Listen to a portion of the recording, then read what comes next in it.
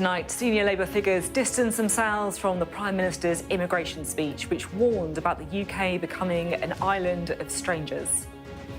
As one poll suggests, the majority of the public agree with what he said. The London Mayor and the Welsh First Minister warn about divisive language. We'll hear a reaction from one of the UK's most ethnically diverse towns. Conservative MP Patrick Spencer says he will robustly defend himself after being charged with 2 counts of sexual assault at London's Groucho Club. We'll have a special report taking you again behind the scenes at Preston Prison, hearing from staff facing the merry-go-round of offenders recalled to jail. As his documentary sheds new light on David Frost's history-changing showdown with Richard Nixon, I'll be speaking to our very own Will Frost about what lessons it has for Donald Trump. And the boss of cash-strapped Thames Water defends getting a bonus worth nearly £200,000. All that and more with Baroness Saeed Abbasi and Jonathan Ashworth, who'll be with us for the next hour, and always good value for money. It's Tuesday, I'm Sophy Ridge, live from Westminster, and this is the Politics Hub.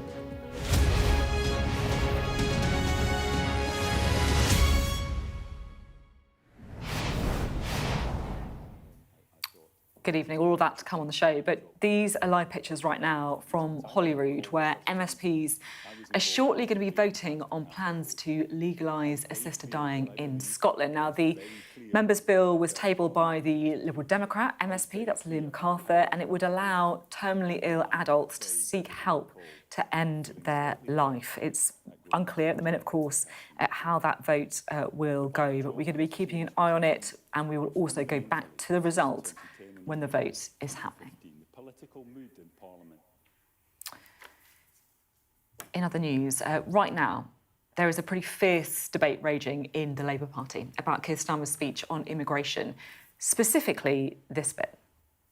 Now, in a diverse nation like ours, and I celebrate that, these rules become even more important. Without them, we risk becoming an island of strangers, not a nation that walks forward together. Now, for some, that's a shameful repetition of language heard from the far right. For others, it's a reflection of a reality that the political class have been in denial about. And look, that split within the Labour Party is a microcosm of a wider split within Labour voters. You know, those in cities that celebrate multiculturalism, and those in towns that worry about the impact of immigration. And navigating that is a real challenge for Keir Starmer. But actually, I think his biggest challenge is something else: authenticity. This was back in 2020. We need to make the wider case on immigration. We welcome migrants. We don't scapegoat them. You know, the political debate around immigration is delicate, difficult, often divisive. But for voters, it's also instinctive. You know, what people think about immigration is more than just a political stance. It's part of their identity. So when Keir Starmer comes out with this strong rhetoric on immigration, voters need to believe he really means it, that this isn't just a political costume he's adopted because Morgan McSweeney's done a few focus groups that suggest it's a good idea, or because he's worried about how Reform performed in the local elections. Now, of course, Number 10 would argue that Keir Starmer is authentic on migration and that he's speaking from the heart. The debate on migration is nuanced and complex, and Keir Starmer reflects that. But it does feel to me that the biggest political risk isn't actually about what side of the argument he comes down on. It's voters not believing that he means it. Here's our political correspondent, Tamara Cohen.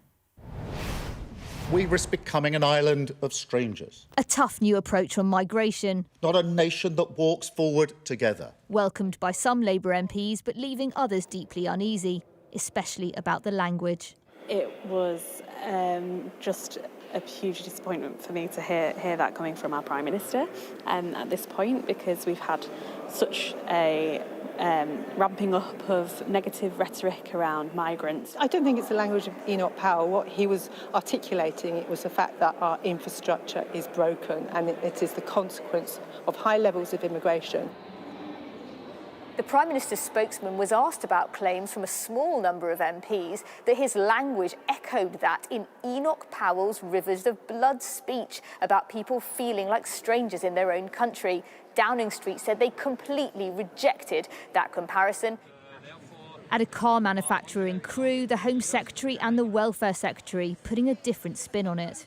I really agree with the Prime Minister that if you come to this country, you should make a contribution, as many migrants do, and learn the language. There's been huge benefits of migration, but I think many people feel it needs to be controlled and managed. On Sky News this morning, a senior Conservative welcomed the sentiment. I think there are certain places in this country where people are not living side by side, where we are a very divided, segregated society. If you look at the centre of Bradford, for example, 50% of people were not born in the UK. If you look at the centre of Luton, almost 50% of people only arrived in the UK in the last 10 years. We visited one of the places he mentioned, Luton, where 40% of residents were not born in the UK, and found plenty of voters in favour of more controls on migration. The lists for housing and the list for doctor's appointments are just getting longer and longer. And personally, I'm blaming it on, country being overloaded. Our faith and religion are getting pushed to the side, and it's, you come here, then you should integrate. I think it's a good thing if they can control the amount of people who actually come into the country, because where do you put them? Where do they work? What do they do? I think perhaps people can learn to get along with one another rather than crack down on immigration. Labour say tackling immigration is not just about numbers, but earning the right to live in Britain. What that means is likely to divide opinion. Tamara Cohen, Sky News. Let's bring in a duo for the evening, shall we? The former Conservative Minister Baroness Sodavati and the former Labour Shadow Minister Jonathan Ashworth. Great to have you both with us. Jonathan, to you first, because, look, there's been a mixed reaction, I think it's fair to say, from Labour MPs. Some are pretty unhappy about this language, right? What do you think? Well, first of all, I think it's important to remember the substance of the speech, which was a series of practical reforms to put in place a fairer system when it comes to legal migration. This is distinct from the stopping the boats. That's a different set of policy challenges. And I think it's certainly true if you look at the figures on immigration, particularly post-Brexit, post-coming out of the pandemic, the sort of points-based system that Boris Johnson introduced did lead to a huge increase in immigration numbers. And I think when the British public are saying that this isn't right, we need to get a grip of this, it's appropriate that governments respond. I think in the language specifically. But in terms of the language, obviously it's been eye-catching. I used to represent Leicester. I was hugely proud to represent Leicester, a very diverse city. I think it's right that governments talk about integration. So one of the campaigns I first got involved in when I was first elected as a Leicester MP was the cuts that the then Osborne austerity agenda were imposing on English as a second language class. And I knew that if you take away people's ability to learn language, that will lead to integration problems. So I think talking about integration is actually the right place to be. What's your take on that? I genuinely think it was a misstep, and I genuinely think that somebody who was writing this speech just didn't draw the parallels with what had been said historically by Enoch Powell. And I also think that what Enoch Powell was saying was that we will become strangers in our country, i.e. we Indigenous white people he meant, but I think what Keir was talking about was something that we don't all want to be strangers in our own country. But I do know from speaking to Labour colleagues that they have had a huge amount of backlash from this. And I also know that there have been Labour members who've resigned over this. So people who've held membership for many years, and people, some of my colleagues were showing me emails they'd been receiving. So this is genuinely an issue within the Labour Party. I think what the Prime Minister missed, though, however, was the announcements on much more controlled legal migration, tick. The bit that he then failed to say was, and this is what we're going to do in terms of integration. It just felt a little bit like he hadn't thought through the second part of it.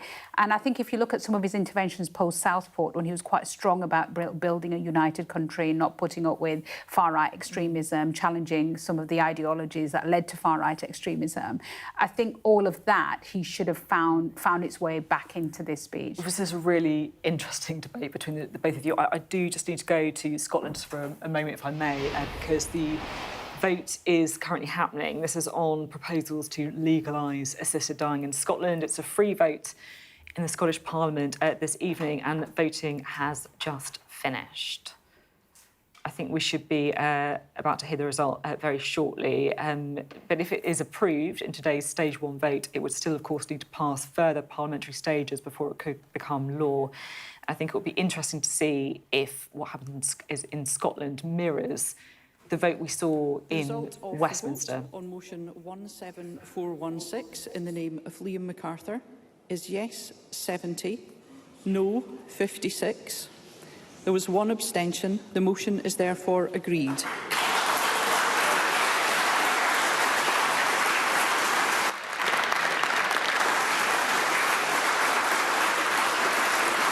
Thank you. Thank you. The next question is that motion 17530 in the name of Jamie Hepburn on behalf of the Parliamentary Bureau on committee substitutes be agreed. Are we all agreed?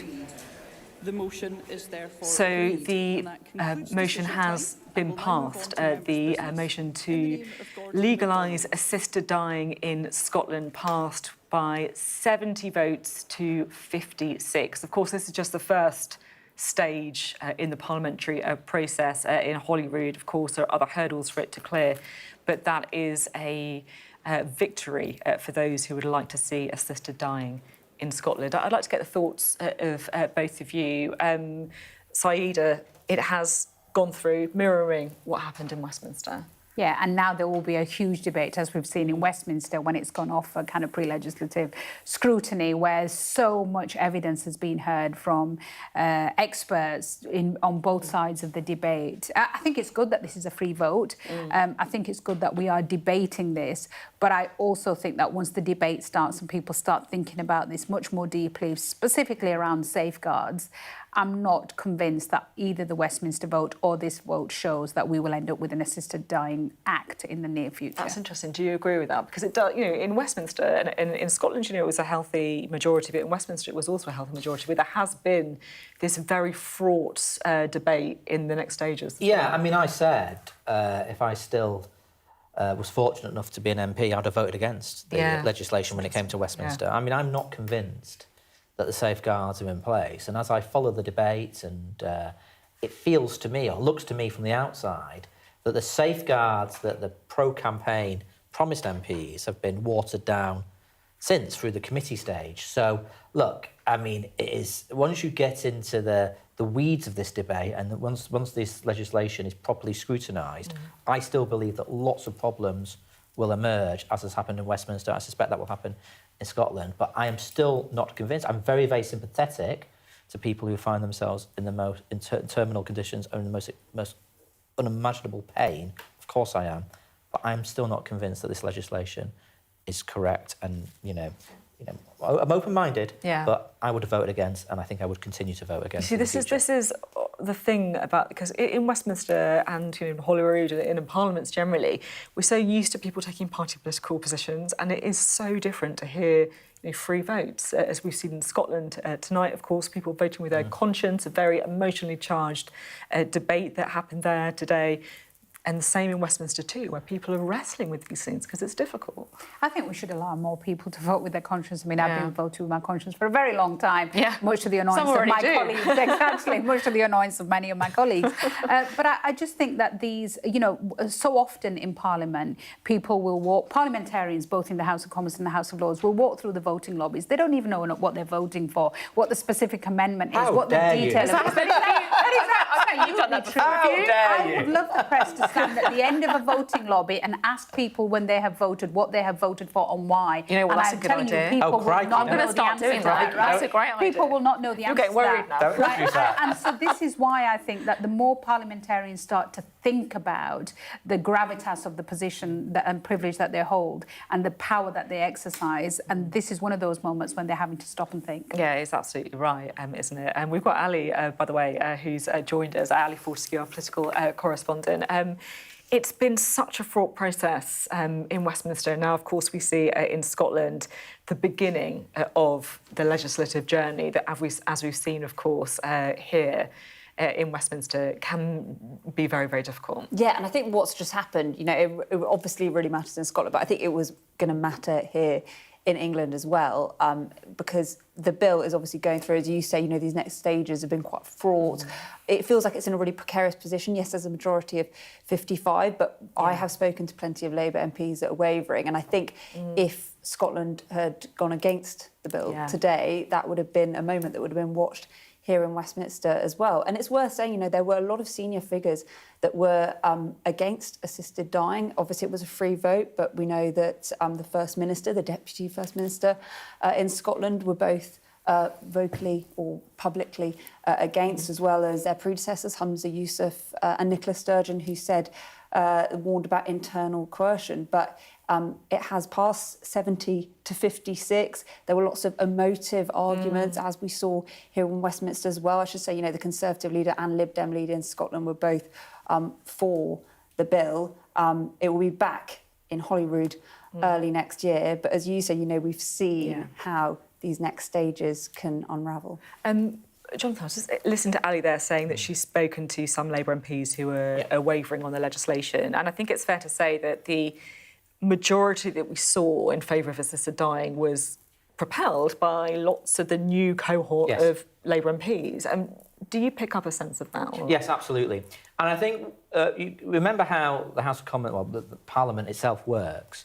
A bill has its second reading, which is essentially, in the true sense of it, giving the bill permission to go into committee for more detailed scrutiny. So there was a whole bunch of MPs who thought, on balance, that it was fair enough to put the bill into committee for it to be properly scrutinised in detail and then see what comes out at the end. So just because a bunch of Labour MPs voted for it at second reading, that doesn't necessarily mean they'll endorse the end product, if you like. And I'm certainly picking up as well that some of them, as this debate has progressed, have started thinking, hang on a minute, this isn't quite what I thought it was going to be. What's your take on it, Saida? How do you? So I'm agnostic on this, actually. So in the past, I've been very clearly against it. Over time, I think I've listened to some of the stories of individuals. I also think from a personal perspective, I often think that, and maybe it's because I feel like I've had so much agency in my life. I feel like at that stage in my life, I also want to have agency. That's probably out of step. I mean, I'm also a person of faith, and I'm probably out of step with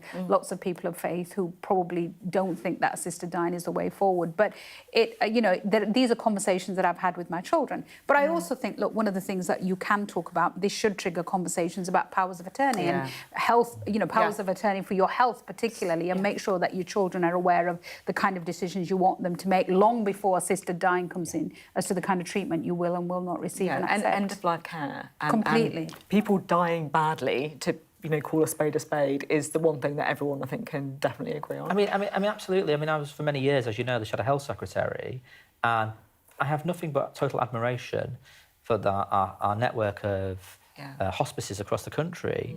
But end-of-life care is desperately underfunded. If you have got means, then you will get as comfortable as you possibly can get end-of-life care. But so many people go without adequate end-of-life care, and I don't think people should be put in a position where they feel they have to end their life because the end-of-life care that the state should provide is not there. Thanks both very much indeed. Now, the Conservative MP, Patrick Spencer, has been charged with 2 counts of sexual assault alleged to have happened at a private members' club in London. Ali is still with us. Ali, you've been looking at this story. What details can you give us? So, obviously, there's only so much we can say now. He has been charged 2 counts of sexual assault. This was at the Groucho Club, a private members' club in Soho. The Crown Prosecution Service say that these were 2 separate incidents involving 2 different women. In August 2023, he was charged after voluntarily being interviewed. I should say he has been suspended from the Conservative Party. He's lost a Tory whip. He no longer sits as one of the 120 or so Conservative MPs. A Conservative spokesperson has said the Conservative Party believes in integrity and high standards. We've taken immediate action. I should also say we've heard from his lawyer in the last couple of hours. These are lawyers acting on behalf of Patrick Spencer. They say he categorically denies the charges. He has cooperated fully with the police investigation from the moment he became aware of it, and he'll defend the allegations robustly in court. Given that the proceedings are now on foot, no comment will be made. I should say, he is one of the new MPs. He arrived last year, 37 years old, is the MP for Central Suffolk and North Ipswich, majority of just over 4,000. So he's going to be at Westminster Magistrates Court next month for the next stages of that. OK, Ali, thank you very much indeed. Well, of course, that case sure to feature in tomorrow's newspapers. We'll have our extended press preview from 10:30 this evening with tonight's news and tomorrow's headlines. Joining us will be the journalist and broadcaster Sonia Soda and the political commentator Tim Montgomery. You're watching the Politics Hub. Coming up, the art of the interview. We're going to look back at the veteran broadcaster Sir David Frost with his son, our very own Wilfred Frost.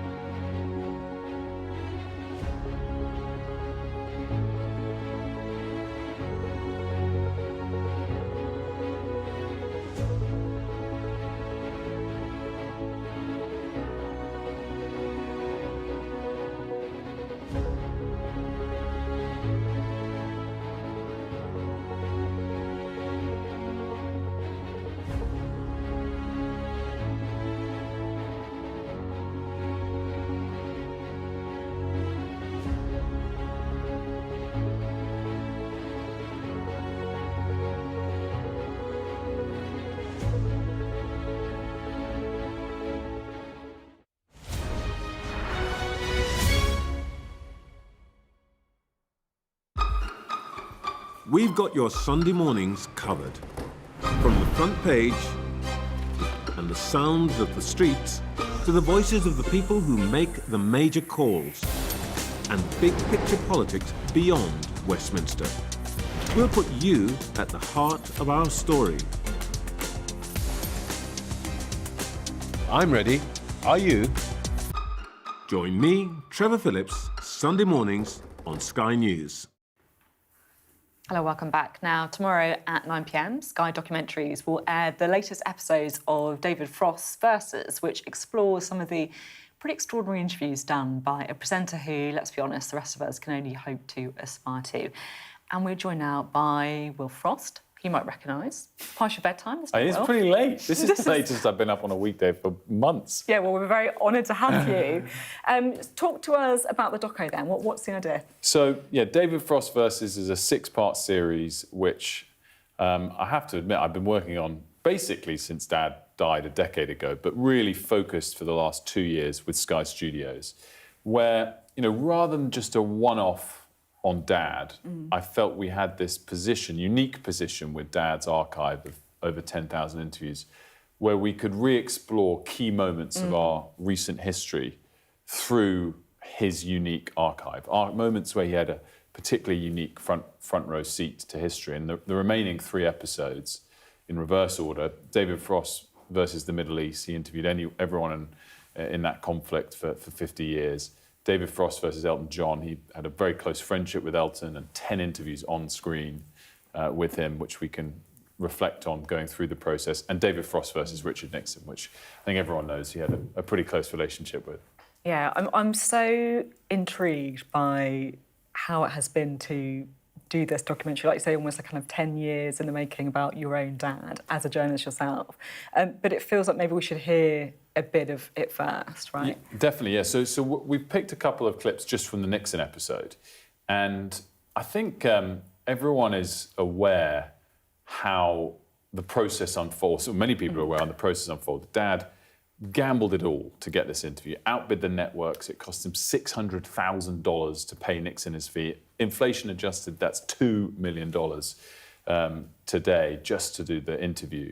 And it didn't start that well. The first half of the recording sessions, he didn't get that much out of Nixon. This clip that we've picked is the first moment where it kind of starts to turn for Dad, and he gets a line from Nixon that really became part of history, still resonates today, not just because of what he got from Nixon, but the kind of implications today. And this is from that interview. In the Houston plan, it's stated very clearly, use of this technique is clearly illegal. It amounts to burglary. Why did you approve a plan that included an element like that that was clearly illegal? Yes, well, burglary is the word, but another way to put it is that you get the information that you need. There are some actions that have to be covert. By covert, let me put it this way. Or in this case, illegal. That's right. Well, let me say that it is legal, in my view. So what, in a sense, you're saying is that there are certain situations, and the Houston plan, or that part of it was one of them, where the president can decide that it's in the best interest of the nation or something, and do something illegal. Well, when the president does it, that means that it is not illegal. By definition. Exactly. That's extraordinary. Like, just watching it, even though it's, like you say, it's kind of familiar, it's quite extraordinary to see that moment. It really is, and I've seen that moment many, many times, and it's still striking to watch it back. You know, what I love about this episode is that, you know, the Frost-Nixon movie of 2008 was absolutely fantastic, and Ron Howard and the team did a wonderful job bringing it to life. I think, and maybe I'm a bit biased, but I think our episode is even more dramatic than the dramatisation, because we go back to the actual footage, but with the love and the attention and the budget that we've been lucky enough to have with Sky's team to make this document. You know, obviously we do a job similar to this every day, and watching the raw footage to me it's just electric. Yeah, because there was another moment that you picked as well, right? Yes. So this moment has actually never been seen. And I love it. Little Pole Hub exclusive. A little Pole Hub exclusive. No, very much so. We'll take it. After that clip, I mean, the interesting thing, the clip we just watched was actually relating to the Houston plan, not Watergate. So it's the first moment Dad started to get some serious mileage from the interview, but he needed more. He needed to get an apology on Watergate, and I think those that know the story, I don't think I'm spoiling the story here, know that he ultimately did. Now, what people haven't seen is that the following day after this, you know, absolutely mammoth 28-hour recording session, Nixon came back and they sat down to do some sort of pick-up shots and other promo things. And in that moment, Dad, for whatever reasons, decided to offer him a chance to give a further apology or a further reflective answer on all that had kind of unfolded. For whatever reason, Dad didn't use that clip. He just relied on the actual raw moments that had unfolded in the days before. And so this clip hasn't been seen with that in mind, but I think it's very relevant and important. And this is ultimately one of the last exchanges between David Frost and Richard Nixon in those famous 28-hour interviews in 1977. Why don't I let you end this programme by just gazing into that camera there and saying whatever you want to about Watergate to the American people? I think perhaps my greatest regrets about Watergate are that it tended to reduce respect for the office of the presidency. I know a lot of people have felt that when I mentioned that I was trying to protect the office of the presidency and so forth and so on, and that was just protecting myself. Well, think what you like. But it's terribly important that whoever's in that office have the respect of his fellow men. The office deserves respect. And anybody who is in that office who does something which reduces respect for the offices, makes America a little weaker, a little less admirable, and most important, less able to be the leader of the free world, which it must be if freedom is to survive. As well as picking episodes that we felt that Dad had a particularly unique front row seat to, we also tried to pick things that would feel relevant and resonate today. The Nixon episode was one we were always going to do, if I'm honest, and I kind of couldn't believe as we were making it how much events came back to us to make it more relevant. The odd thing, of course, about it is 75%, 80% of the episode feels relevant because of the first clip that we played. The final 20% is almost the polar opposite. You do have someone that obviously has acknowledged wrongdoing and apologised. And in that sense, this episode is just very powerful because for 80% you're like, wow, is this today? Yeah. And then at the end you're like, no, it's not. I'm sure the panel are going to have thoughts on those parallels. But just before we talk to them, I am so intrigued by the process of doing this documentary series about your dad. And it's almost weird for me, like, hearing you call him your dad throughout, because, like, to me, he's like some legend from TV, right? And I guess what I wonder is, with children have different ways of relating to their parents, particularly if their parents are, big deals, right? They're either sort of slightly idolised, or you have that like Mickey-taking relationship. Like, what was it like with you? Well, both of those things. We had a very playful relationship with our dad, my brothers and I. I mean, Dad, what I think is interesting to people, was not a star at home, and he wasn't grand or big for his boots. He was a kid with us. He was a child with us, right up until he died when I was sort of 28. We had a very jokey, relaxed relationship at home. And one of the regrets I do have is that, particularly later in life, I didn't humour him and ask at length about all these achievements. But that's because he didn't impose them on us. He asked us about ourselves, which I think is one of his tricks, why he's so good at interview. He's genuinely interested in other people. The curiosity. And I think that, when somebody does go, you reflect on some of those things you didn't do. I don't feel bad about it because I know how much he knew that we loved him and respected him. But you kind of think you've got all the time in the world with your dad until you suddenly don't. And in a small way, this is me playing catch up on all of that, this project. And I've watched more hours of Dad's interviews than I can count. It's been a joy. It's been an absolute joy. What's it like as a journalist and an interviewer to have, someone as famous and renowned as your dad, I guess, leading the way on it? Well, I didn't start in this profession because I didn't think it was possible. So in that sense, I went into finance initially. Maybe the pressure came a bit later. I was nervous before I started, for sure. I thought I'd get a lot of grief and criticism. Why grief and criticism? Well, I think people will assume you're a Nepo baby and only because of your surname. I guess we're live every day, so you have to sink or swim, which at least offsets that a little bit. But you know what? I think because people loved and respected my dad so much, I don't think I've got much grief. I think people, which I'm so lucky in life on, have given me love and respect because they all adored Dad. And, occasionally, if someone wants to do that, I say fantastic, because it just reminds me of this man I absolutely adored. And look, like you said at the top, I don't for a second think I can get anywhere close to what he achieved. And I don't want people to bring him down in any way, because it's this like goat up there that I can always just work as hard as I can to try and get closer to. I mean, it comes across on like with the the way you talk about him, but also the obvious labour of love that's been the documentary series as well. Thank you for coming on and sharing it with us. My pleasure. There is something quite amazing about the art of the political interview. I mean, you guys have been on the other side of it, I guess.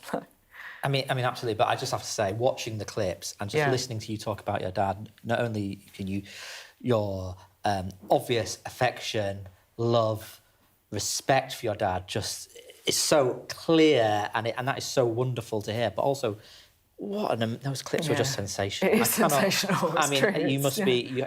You have to be so proud of what you've achieved, obviously, but what you've achieved in bringing this together. I can't wait to watch it. I'm really looking forward to it. Yeah, and you were I heard you. This is the great thing about having the panel here, because I can hear all their reactions, like when we play the clips. And I heard you, like reacting to the parallels with today, right? Yeah, those comments from Nixon, I mean, come on, if they're so poignant for what we are going through right now, the understanding, not actually, by the way, for the office of the President of the United States, but one of the things I keep talking about is do people understand the office that they are holding, the privilege of that and the responsibility that goes with that? And I think there's been such an undermining of public life and public office and the way in which people behave, the language that's used, the behaviour that people think is acceptable, that actually this is a really great reminder for so many politicians, and particularly for the President of the United States. But I also think, I mean, echoing what John has just said, the most wonderful praise that you have is praise from your adult children. People can say whatever they want about you, but it takes one of my kids to tell me something was great, Mum, and that's that you're walking on air for days. And it's good because it doesn't happen very often, right? It's going to mean something. Thanks both very much, and thanks for coming on the programme. Thank you for having me. Real pleasure. Now, we had a special edition of the Politics Hub last night, live inside Preston Prison. The officers and the prisoners that I spoke to had a pretty big impact on me. They spoke very openly about crime, drugs, mental health, and why so many people reoffend.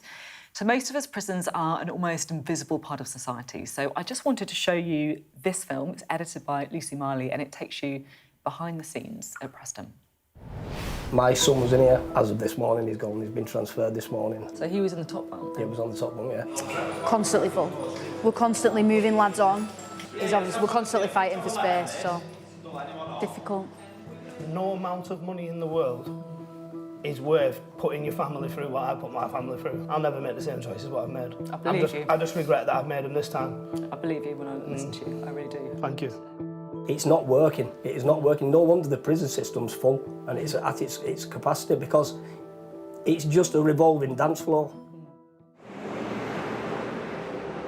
So we're here at Preston Prison, Victorian prison, built in 1790, and the idea is to really try and get under the skin of what is happening in our prison system and also our criminal justice system more widely. Doors opened as if by magic.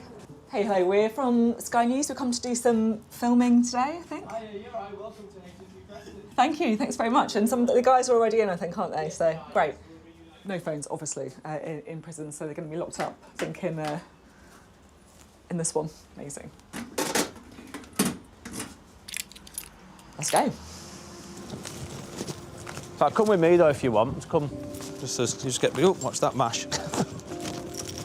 So you've been working here for 19 years, is that right? Yes, 19 since I was 26, yeah. God, there's a lot of politics going on, isn't there? There's a lot of talk about sentences. Are we sending too many people to prison? Yeah, and for a start in the beginning, that there's people, again, for 20 years, I've been seeing them year after year, week after week, really, same sort of people, yeah. So they're coming in on small sentences, a lot of them coming with drugs and alcohol, substance misuse issues. So they could be coming in for 2 weeks to 2 months and they're just not having time to address their issues, to rehabilitate. I've been coming to prison since I was 17-year-old. Yeah. So, not good. You've got, obviously, bunk beds in here. Is this a cell that's meant to be shared for 2 people, or is that? It was. My son was in here. As of this morning, he's gone. He's been transferred this morning, as of my son-in-law as well. They've been moved on. How old's your son? 27. Yeah, he was in the top bunk then? Yeah, he was on the top bunk, yeah. It was a bit emotional, but yeah. How long have you been sharing the cell before then? He's been with me from day one. So this is part of our induction unit. Prisoners would come in from reception, go downstairs. After a couple of days, they would make their way up to this landing. We're constantly moving lads on in the hope of integrating them into the other wings to move lads from downstairs up to here. It's constant churn. We're constantly fighting for space, so difficult. I mean, things need looking at, and it's not working. It is not working. No wonder the prison system's full and it's at its capacity, because it's just a revolving dance floor. You go out, you've nowhere to live. You're coming back to prison. You go out, you miss an appointment, you're coming back to prison. The lads that are coming in are getting recalled by probation for minimal things, and that's where the system's just not working in my eyes. That they're just coming in for a couple of weeks here and there. If you don't want to answer this question, then you really, really, really don't have to. But can I ask what it is that you're in for? I'm in for burglary. Yeah. Yeah. Yeah. Burglary. What time is it? Yeah, it's just getting to receive. So all the lads that have been at education this morning or in the workshops or the gym or horticulture, just getting ready to come back now on main movement. So they'll receive a rub-down search on their way out. My job role is basically to induct people, to give them an insight of where the prison runs. Yeah, because I guess you've, like, as you say, this is not your first time in prison, right? But for a lot of people here, it might be. It's very daunting on them, you know what I mean? I've been there. Yeah. I understand the way that they feel. My son was an example, his first time in prison. In respects, he was lucky to have me there to guide him. In other respects of other people, they don't deserve to be in jail. Some of them shouldn't be coming to prison. I see it outright, day in, day out on this wing. Well, what kind of people are you talking about? People who are living on the streets and stuff like that. I mean, they're coming to prison because they've nowhere to live. And it's rough. This is a rough environment, so you can imagine what it's like outside. It's not good. And then there's other lads that come in and you know straight away they shouldn't be here. There's a lot of prisoners with mental health issues. There used to be a lot of larger sort of units and places for these people to live, and they just aren't there. So a lot of these prisoners are getting to court and the judge, I suppose, just doesn't know what to do with them. Yeah. And this is a safe place for them in people's eyes. I would say 9 out of 10 of the lads that we come across at some point in their lives have been in care. Certainly the under 25s. The kids, yeah, basically. the kids, yeah, they are kids. And you see prisoners coming in at 18, at first time in custody, you know, not really got the wits about them.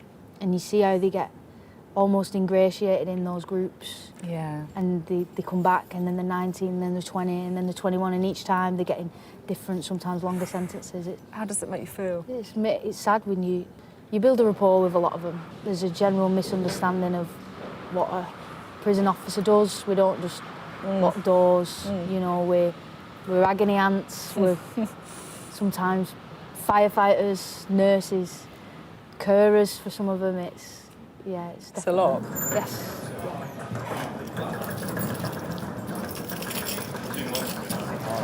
Driver's license, no insurance, coming through. This is what we call canteen days. This is all the stuff we can order. We can order stuff weekly. Shopping day, prisoner shopping day. Just want to make a point of how privileged, I guess, I feel, that how open everyone has been talking to me, whether it's the staff members, whether it's the prisoners.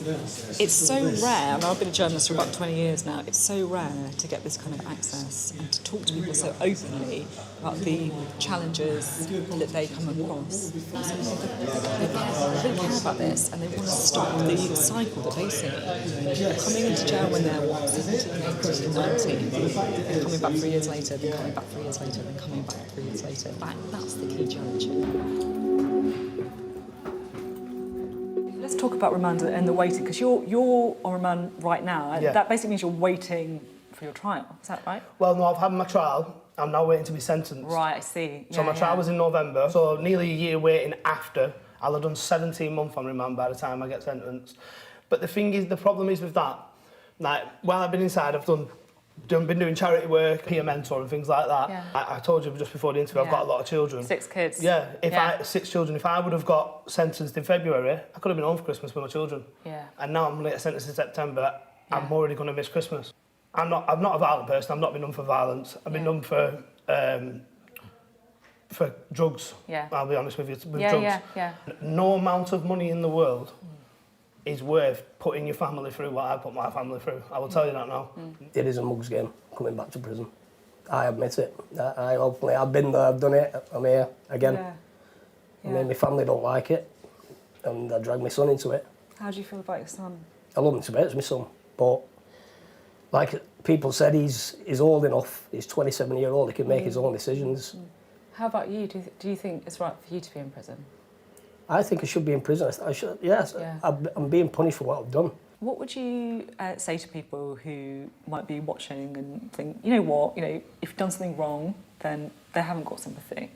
You need to make sure you dot all the I's and cross the T's, because you shouldn't have done the crime in the first place. Oh, listen, I agree.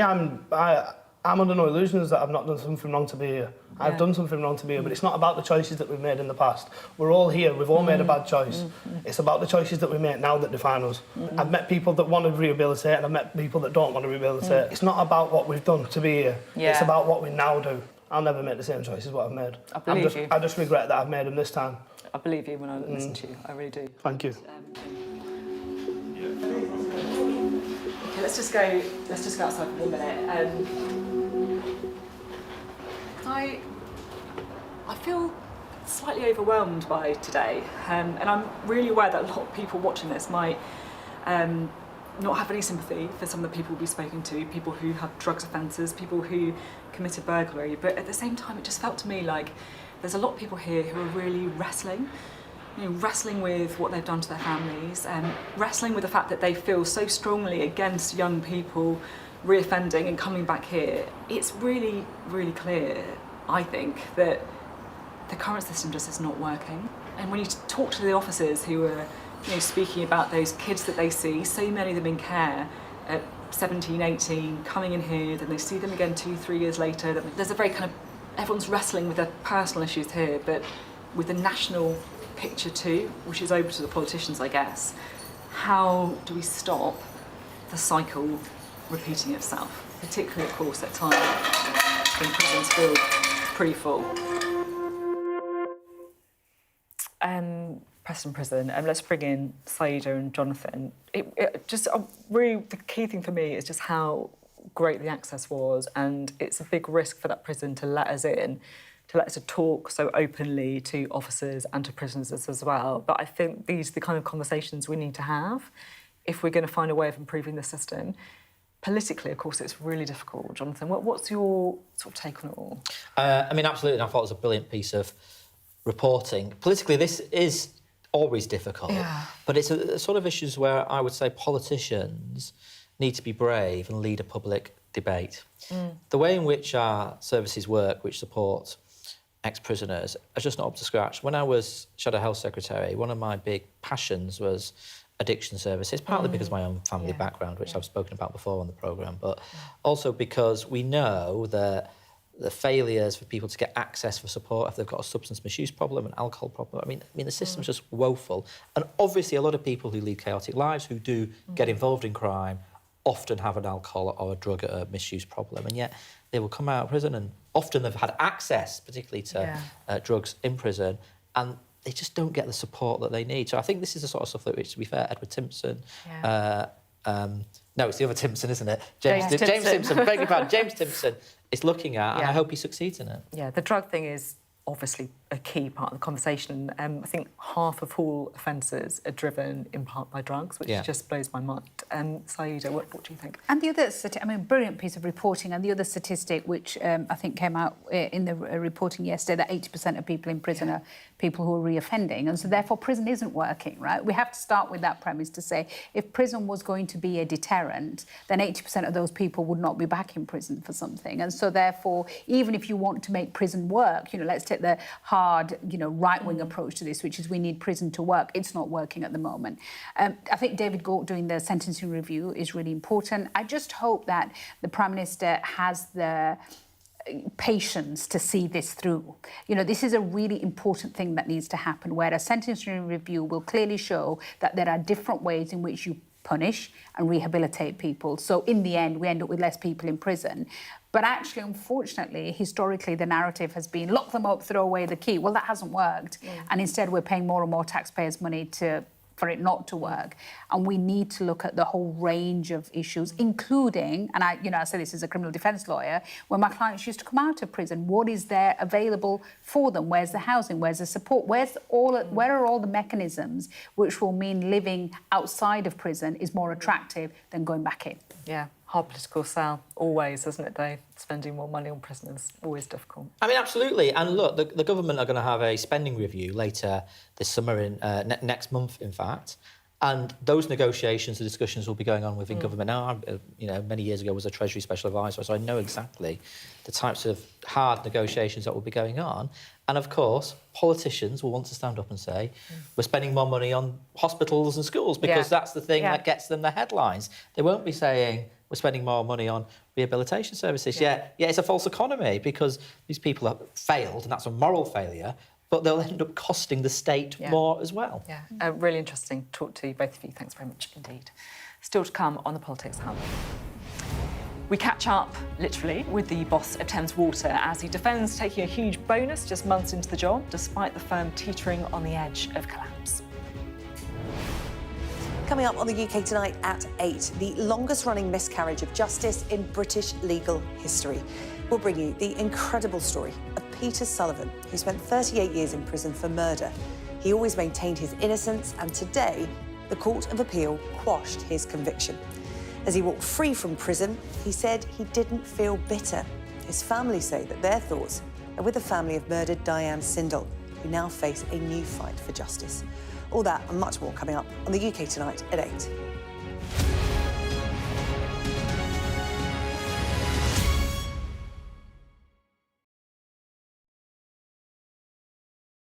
I'm Dominic Waghorn, Sky's International Affairs Editor, covering a world that seems to be unravelling. War, unrest, revolutions. It's not his country, it's ours.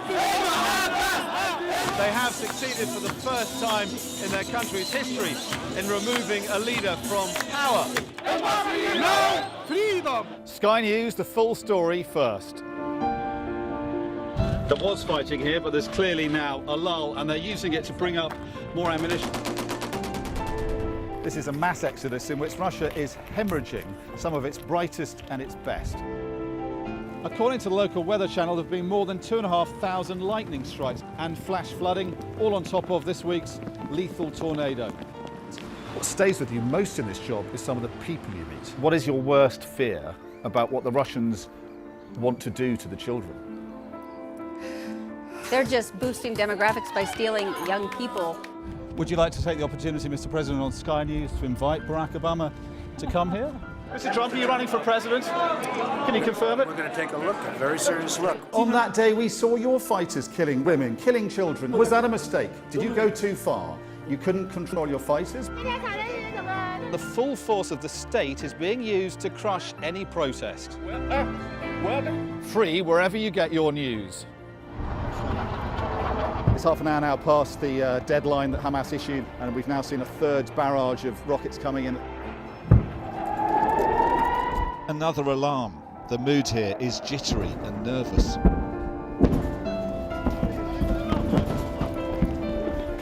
We're seeing the world get more and more divided, and it's our job to try to make sense of it all. Welcome to the world. Our new podcast, starting now. It's very exciting. Every week, we'll be reporting from the world's trouble spots. We get to hold those in positions of power accountable, and we get to ask the questions that the audience, the listeners, want to know about. And that's why it is so important that people tune in, come along for the road, come along for the journey. It'll be fun.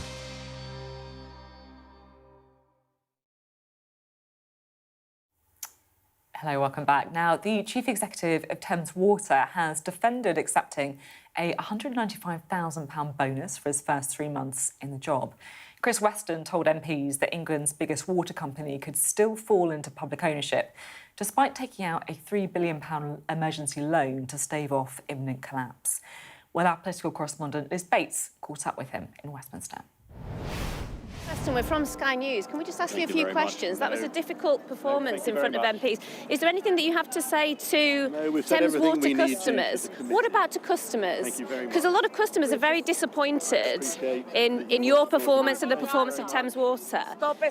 Chris Weston, do you think it's appropriate to continue to pay yourselves huge salaries, to take big bonuses? You took a almost £200,000 bonus in your first 3 months in the job. Do you think that was appropriate? And do you think that helps people to be reassured that you're changing culture within Thames Water? Everything to the committee. What about customers? It's all on record for the committee, and I would advise that you then go and look at that. Chris Weston, the impact, though, is on customers. Do you not think that you owe them an explanation for the failure of this company? Chris Weston, are you going to be able to save this company? I will save this company. Why is it still taking on debt and paying out huge salaries and bonuses? That's the question, because that's what got you to this point, isn't it, Chris Weston? Just watch your back. You're gonna. That was the problem in the first place, though, wasn't it? Is Say this again? the problem in the first place? Was taking on huge amounts of debt and then paying out big salaries and bonuses and dividends? That's the crux of the problem over the past decade, and not investing properly. That's part of the problem, and we have said everything to the committee in answering their questions. So I suggest you look there. Chat to Sergeant Jonathan again. I mean, look, there's a very serious discussion we can have about Thames Water, but I just want to pay tribute to the Liz Bates doorstep. You can never... I don't think you've ever got a sense of someone willing the Green Man to come quicker than you saw in Thames Water guy feeling there. Have you guys been subject to a political doorstep? You must have in your time, or... I mean, yes, I'm sure I have. I can't think of a funny story off the top of my head. But my approach to these things always, as a politician, was to sort of stop and answer the questions as best I can. I think if you're a public figure or... and that includes big CEOs who are getting big bonuses. It's right that you're held to account. And I actually find, look, if you do stop and you answer the questions in as best you can and show that you're being respectful and are trying to explain your position, usually the viewers would give you credit for that. If you're ever in a scandal and I'm trying to doorstep for you, I'm going to remind you of that. Well, I better keep my nose clean then, It's that fight in Westminster as well, where you do get people sometimes trapped, like particularly sort of going into Downing Street or coming out of Parliament, and there's nowhere to go, and it's a bit of a nightmare. Yeah. I mean, I guess in your time as well, you've definitely been at the sort of sharp end of some attention. Yeah, completely. And John's right. The drama of a doorstep is the movement and the fact that you're trying to get away and you're both moving and all of the excitement. So you stop the drama of a doorstep by stopping and then having that conversation. Then it feels more like a natural interview. So you absolutely should do that. But I had a whole load of press outside my house back in 2012 trying to doorstep me. I was actually in Malaysia at the time, so I was like thousands of miles away. And I remember ringing my husband up and saying, because I saw this on television with all these people outside the house. And I said, are you all right? And I expected him to kind of give me some sense of what was going on. He said, look, I've had a shave. The girls have straightened their hair. We're ready for them. I love it. I kind of think that's the way you should deal with the doorstep. I've had a shave, straighten the hair. Yeah, exactly. Give them an answer. That's great advice there. Thanks both very much. It's been really good to chat to you. And definitely some good advice there. I definitely remember, was it Boris Johnson being chased into a fridge? That was a good one. And Michael Crick, it feels like we should pay tribute to, I guess, the master of the doorstep as well. Thanks both very much indeed. Well, that is it from us tonight. I'll see you tomorrow at 7. Up next, it is the UK Tonight with Sarah J. Mee. But I will see you tomorrow at 7 p.m. for lots more political news.